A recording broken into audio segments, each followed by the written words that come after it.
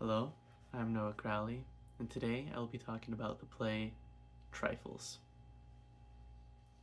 In terms of the 3 questions I have about the play, my first question is, what was Mrs. Hale's true goal, or at least ideal set of conditions for Mrs. Wright's trial? As with her and Mrs. Peters, they are both kind of just there,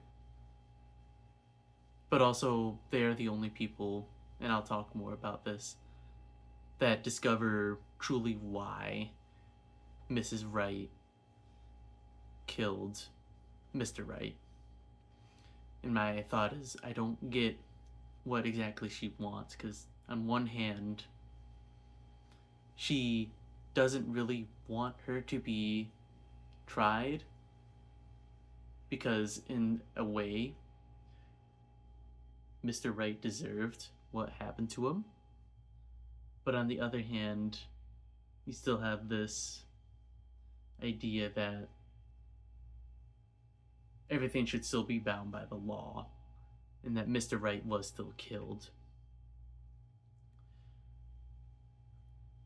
Talking about Mr. Wright, I do wonder what caused him to be so closed in, what caused him to be so quiet.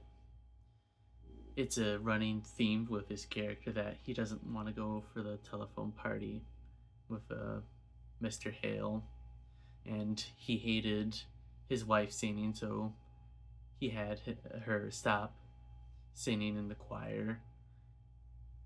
Seeing that he even killed the bird just because it also sung. And my thought is, what thing happened in that character's past that would make him be like that? And building on that, I wonder why Mrs. Wright married him to begin with.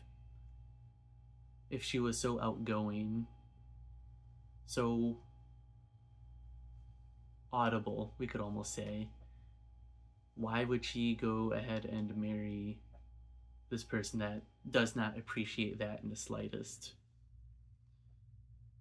Two of the quotes that stood out to me the most were, it was page 5, it was Mr. Hale, and he said, well, women are used to worrying about their trifles. I think it reveals one of the central themes in the book is that the men aren't able to appreciate the finer details that the women are able to, which ultimately leads them to getting nowhere in the case. The second quote I believe is important is when Mrs. Hale is talking to Mrs. Peters, and she starts to piece together why Mrs. Wright changed the way she did. She, come to think of it, was like a bird herself. Real sweet and pretty, but kind of timid and fluttery. How did she change? This is on page 14. I believe that this piece of dialogue is important because it's, as I said, when she starts piecing together that she was like a bird caged when she's in her own house.